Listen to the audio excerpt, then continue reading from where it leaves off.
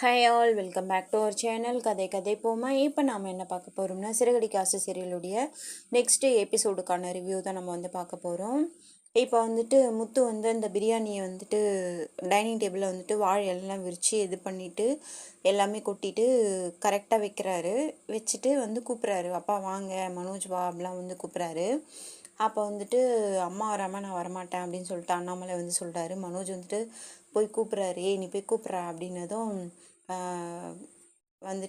ரோகிணி கூப்பிட்றாரு, கம்னு இருங்க அப்படின்னு சொல்லிடுறாங்க. ஆனால் எல்லாருக்குமே பசி தூண்டுது, ரொம்ப டெம்ட் ஆகுறாங்க. ஒருத்தரே கூப்பிட்றாங்க, ஆனால் வரமாட்டுறாங்க. யார் விஜயா வராதனால வரமாட்டேங்கிறாங்க. அப்புறம் மனோஜ் போய் கெஞ்சுறாரு, அம்மா ரொம்ப பசியுதுமா, பிரியாணி வாசனை சூப்பராக இருக்குதுமா, வாமா போய் சாப்பிட்லாம் அப்படிலாம் சொல்கிறாரு. எனக்கு தேவையில்ல, அவன் வாங்கிட்டு வந்துட்டா நான் சாப்பிட்ணுமா அப்போலாம் அவங்க கேட்குறாங்க. அப்புறம் இவரும் சொல்கிறாரு, அதே தான் சொல்கிறாரு, அண்ணாமலையும் அதான் சொல்கிறாரு. அப்புறம் ரோகிணி அவங்ககிட்டேயும் போய் ரோகிணியும் கூப்பிட்றாங்க, ஆண்டி வாங்க சாப்பிட்லாம், சாப்பிட்லன்னா அல்சர் வரும், கிட்னியில் கல் வரும் அப்போலாம் என்னென்னோ சொல்லி பார்க்குறாங்க. இல்லை எனக்கு தேவையில்ல, பரவாயில்ல, கொஞ்சம் நேரம் நான் நடந்தேன்னா சரியாக போயிடும், பசிக்குது தான், ஆனால் எனக்கு தேவையில்லை அப்போலாம் அவங்க சொல்கிறாங்க. அப்புறம் என்ன பண்ணுறாங்கன்னா, அண்ணாமலையை சொல்கிறாரு, அப்பா இது சாதாரண பிரியாணி கிடையாது, இது பிரசாதம் அப்போலாம் சொல்கிறாரு. என்ன இது பிரசாதம் அப்படின்னதும், ஆமாம் என்னுடைய ஃப்ரெண்டு அன்சாரின்னு ஒருத்தன், முகமது அன்சாரி, அவன் வீட்டில் கொடுத்து விட்டாங்க. இந்த மாதிரி அவங்க நோன்பு இருக்காங்க, இது ஒற்றுமைக்காக இந்த பிரியாணி செஞ்சாங்க, எனக்காக கொடுத்து விட்டாங்க அப்படின்னு சொன்னதும், ஆனால் மீனாவுக்கு டவுட்டாகவே இருக்குது. ஆனால் வேறு யாருக்கும் டவுட் வரல. இதை சாப்பிட்டாக்கா ரொம்ப நல்லது, பிரிஞ்சிருந்தவங்க கூட ஒன்றா சேர்ந்துருவாங்க அப்படின்னு சொல்லிட்டு அவர் சொல்கிறாரு. அப்புறம் என்ன ஆகுதுன்னா, ரோகிணி கேட்குறாங்க, ஆண்டி வாங்க ஆண்டி போய் சாப்பிட்லாம் அப்படின்ட்டு.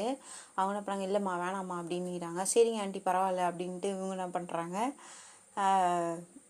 இவங்க போய் சாப்பிட போயிடறாங்க. சரி வா மனோஜ் நம்ம போய் சாப்பிட்லாம் அப்படின்னு சொல்லிட்டு மனோஜை கூட்டின்னு வந்துடுறாங்க. அப்புறம் முத்து சொல்கிறாரு, நீ அங்கே போய் உக்காந்துக்கடா அப்படின்னு சொன்னால் அவரும் ரோகிணியும் ஒரு இடத்துல உட்காந்துக்கிறாங்க, அண்ணாமலையும் உட்காந்துக்கிறாரு. ஆனால் இவர் என்ன பண்ணுறாரு, மனோஜ் போய் சாப்பிட போகிறாரு. அதுக்கு அவர் என்ன சொன்ன, எல்லாரும் சாப்பிட்டா தான் இந்த இது பழிக்கும் அப்படிலாம் சொன்னதும் இவங்களுக்கும் பசிக்க ஆரம்பிச்சிடுது பிரியாணின்னதும். அப்புறம் இவங்க என்ன பண்ணுறாங்கன்னா, இல்லை நானும் சாப்பிட்றேன், சரி என் பிள்ளை இதனாலன்னா ஒன்றா சேருவான்ல, அதனால் நானும் சாப்பிட்றேன் அப்படின்ட்டு அவங்க சொல்கிறாங்க. சொல்லிவிட்டு சாப்பிட வந்துடுறாங்க.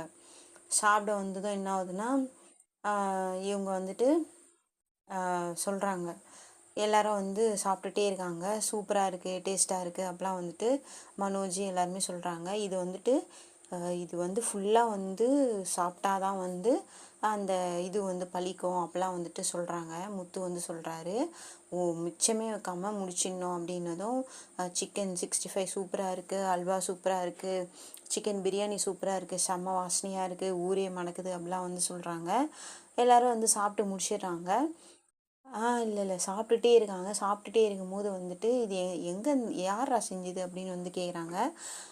அப்போ கேட்கும்போது யாரோ வெளிநாட்டு ஷெஃப் செஞ்சாரா அப்படின்னு கேட்டால், அரேபியாவா மலேசியாவா அப்படின்னு சொல்லிட்டு மனோஜ் கேட்கும்போது, தெரியலடா அரேபியாவா மலேசியாவான்னு தெரில அப்படின்ட்டு முத்து சொல்கிறாரு. அப்போ டக்குன்னு இவங்களுக்கு ஸ்ட்ரைக் ஆகுது, மலேசியானதுமே. ஆமாம் மலேசியானதுமே நான் ஒரு விஷயம் மறந்துட்டேன் ரோகிணி, உங்கள் அப்பா எப்போ தான் வருவார் அப்படின்னு சொல்லிட்டு ரோகிணி அவங்க பிடிக்கிறாங்க. பார்த்தீங்களாப்பா இப்போ அம்மா தெம்பாயிட்டாங்க அப்படின்னு சொல்கிறாரு.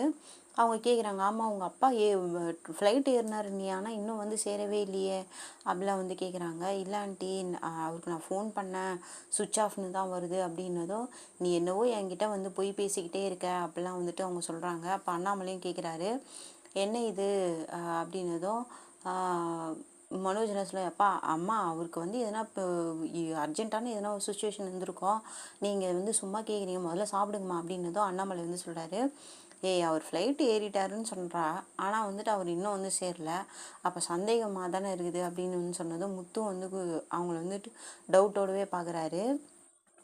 என்னன்னே தெரில, மர்மமாகவே இருக்குது இது அப்படின்னு வந்துட்டு அவர் வந்து சொல்லிக்கினே இருக்கிறாரு. சொல்லிக்கினே இருக்கும்போது என்னாகுதுன்னா, சரி அண்ணாமலை வந்து சரி சாப்பிட்லாம், அப்புறமா வந்துட்டு இதை பற்றி பேசலாம் அப்படின்னு சொல்லி சொன்னதும் எல்லாரும் சாப்பிட ஆரம்பிச்சிடுறாங்க. ரோகிணி மட்டும் அப்படியே வந்து சோகமாக வந்துட்டு உக்காந்துக்கிறாங்க. அப்புறம் வந்துட்டு எல்லாரும் சாப்பிட்டுட்டு போயிடுறாங்க. எல்லோரும் சாப்பிட்டு போனதுக்கப்புறமா ரோகிணி வந்து தூங்குறதுக்காக போகிறாங்க. அப்போ விஜயா வந்து உள்ளே வராங்க. என்ன பண்ணுற ரோகிணின்னு கேட்குறாங்க.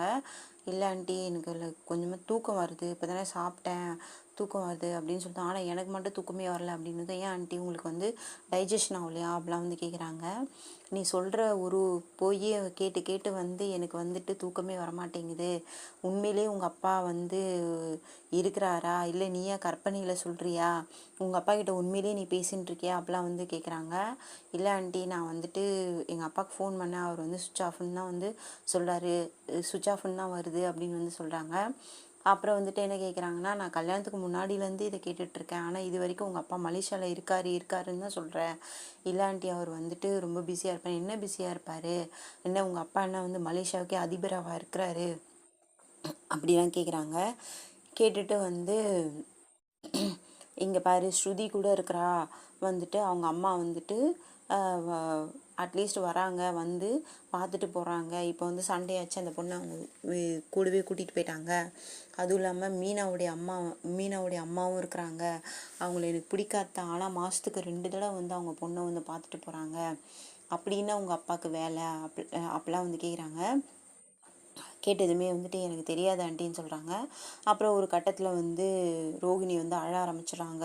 எனக்கு மட்டும் அந்த கேள்வி இருக்காதா, எங்கள் அப்பா ஏன் ஃபோன் எடுக்கல, ஏன் வரலன்னு எனக்கு தெரியவே இல்லை ஆண்டி அப்படின்னு சொல்லிட்டு அழுகுறாங்க. அதுக்கப்புறமா வந்துட்டு நீ இப்படியே அழுதுகிட்டே இருக்காத, நீ வந்துட்டு கண்டிப்பாக வந்து உங்கள் அப்பா வரல, அப்புறம் நான் என்ன பண்ணுவேன்னே தெரியாது, உனக்கு வந்துட்டு நான் வந்து டைம் கொடுக்குறேன், உங்கள் அப்பா வரலன்னா அதுக்கப்புறம் வந்துட்டு உன்னுடைய இது இந்த வீட்டில் என்ன இடம்னு நான் தான் முடிவு பண்ணுவேன், நான் மனோஜுக்காகலாம் நான் பார்க்கவே மாட்டேன் அப்படின்ட்டு வந்து அவங்க சொல்கிறாங்க. சொன்னதுமே இவங்களுக்கு அழ ஆரம்பிச்சிடுறாங்க. பாவம், என்னை ஏன்டா இதில் வந்து மாட்டணுன்ற மாதிரி பாவம் அவங்க அழ ஆரம்பிச்சிடுறாங்க.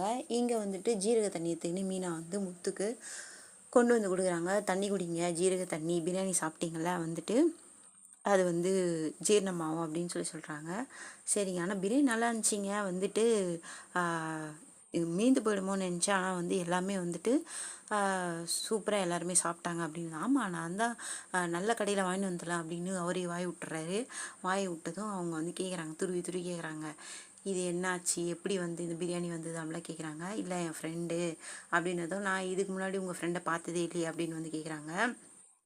அதுக்கு முத்து என்ன சொல்கிறாருன்னா, நான் என்னுடைய ஃப்ரெண்டு எல்லாருமே வந்து உன்கிட்ட சொல்லணுமா, அவன் வந்துட்டு டெய்லர் கடை வச்சுருக்கான் அப்படிலாம் வந்து சொல்கிறாரு. நான் வந்து கார் ஷெட்டில் வந்து அவரை பார்த்ததே இல்லை அப்படின்ட்டு மீனா சொல்கிறாங்க. ஆனால் வந்துட்டு அவர் என்ன சொல்கிறாருன்னா, அவன் துணி கடை வச்சுருக்கான், சின்ன வயசு ஃப்ரெண்டு அப்படிலாம் வந்து சொல்கிறாங்க. ஆனால் அவர் பொய் சொல்கிறாருன்னு அவங்களுக்கு கண்டுபிடிச்சிடறாங்க. இந்த மாதிரி வந்துட்டு அவங்க நோன்பு இருக்கிறாங்க, அவங்க ஸ்பெஷலாக செஞ்சு கொடுத்தாங்க அப்படிலாம் வந்து சொல்கிறாங்க. ஆனால் வந்துட்டு எல்லாருக்குமே தெரியும்ல, ரம்ஜான்னா வந்துட்டு முஸ்லீம்ஸ் வந்து நோன்பு இருப்பாங்க, அவங்க சாப்பிடவே மாட்டாங்க, நைட்டு சூரிய உதயத்துக்கு அப்புறமா தானே சாப்பிடுவாங்க. இது எல்லாமே வந்துட்டு மீனா வந்து எக்ஸ்பிளைன் பண்ணுறாங்க. எங்கள் ஏரியாவில் கூட பாத்திமாக்கான்னு ஒருத்தவங்க இருக்காங்க, அவங்க ரம்ஜானுக்கு பிரியாணி தருவாங்க, நாங்களும் வந்து தீபாவளிக்கு வந்து பலகாரம்லாம் தருவோம், இதுதான் எல்லாருமே வந்து ஃபாலோ பண்ணுறது. நீங்கள் என்ன புதுசாக சொல்கிறீங்களா, அவங்க வீட்டில் அடுப்பே பற்ற வைக்க மாட்டாங்க பகல் நேரத்தில், நீங்கள் வந்து எப்படி வந்து இந்தமாரி பேசுகிறீங்க அப்படின்ட்டு வந்து சொல்கிறாங்க. அப்புறம் வந்துட்டு நான் கதை தான் சொன்னேன் அப்படின்னு சொல்லிட்டு வந்து அவர் வந்து ஒத்துக்கிறாரு. அப்படி வாங்க வழிக்கு எந்த கடையில் வாங்கினீங்கன்னதோ, இங்கேருந்து 2 கிலோமீட்டர் தூரத்தில் இருக்குது, அந்த கடையில் சூப்பராக இருக்கும், நான் சாப்பிட்ருக்கேன், அதனால தான் அந்த கடையிலேருந்து வாங்கிட்டு வந்தேன் அப்படின்னு வந்து சொல்கிறாரு. அம்மா வந்து சாப்பிடவே இல்லைல்ல அப்படின்னு வந்து சொல்கிறாங்க. அப்புறம் வந்துட்டு உங்கள் அப்பா மேலே வந்து உங்களுக்கு அக்கறை இருக்குது எனக்கு தெரியும், உங்கள் அம்மாவுக்காக தானே நீங்கள் வாங்கிட்டு வந்தீங்க அப்படின்னதும், ஆமாம், எனக்கு முதல்ல சோறு கொடுத்தவங்க அவங்க தானே, அவங்க சாப்பிட்லையே, அவங்க சாப்பிட்லன்னு சொல்லிட்டு எங்கள் அப்பாவும் சாப்பிட்ல, அவர் உடம்பு சரியில்லாத மனுஷன் அப்படின்ட்டு வந்துட்டு அவர் வந்து சொல்கிறாரு. அதுக்கு மீனா சொல்கிறாங்கன்னா, உங்கள் அம்மா இது வரைக்கும் வந்து நீங்கள் சாப்பிட்டீங்களா என்னன்னு கூட ஒரு வார்த்தை கூட அவங்க வந்து உங்களை கேட்டதே கிடையாது. ஆனால் உங்களுக்கு அவங்க மேலே எவ்வளோ பாசம் இருக்குது, யாருக்கு என்ன பிரச்சனையாக இருந்தாலும் நீங்கள் பிரச்சனை பண்ணுறீங்க, ஆனால் யாருக்குன்னா ஒரு பிரச்சனைனா நீங்கள் தான் முன்னாடி வந்து நிற்கிறீங்க, எனக்கு வந்து உங்களை நினச்சா பெருமையாக இருக்குது அப்படின்னு வந்து சொல்கிறாங்க. அதுக்கு வந்துட்டு சரி இந்த பெருமைக்காக வந்து எனக்கு கிஃப்ட் கொடுக்கலாம்ல அப்படின்றாங்க. என்ன கிஃப்ட்டு அப்படின்னு தான் அவர் கண்ணத்தை காட்டுறாரு. அவங்க என்ன பண்ணுறாங்க, அப்படி பிடிச்சி தள்ளி விட்டுறாங்க. தள்ளி விட்டு தான் அவருக்கு தலையில் வந்து இடிச்சிக்கிறாரு. ஐயோ அப்படின்றாரு. அதோட இந்த எபிசோடு முடியுது. இதுக்கப்புறம் என்ன நடக்குதுன்னு நம்ம பார்க்கலாம்.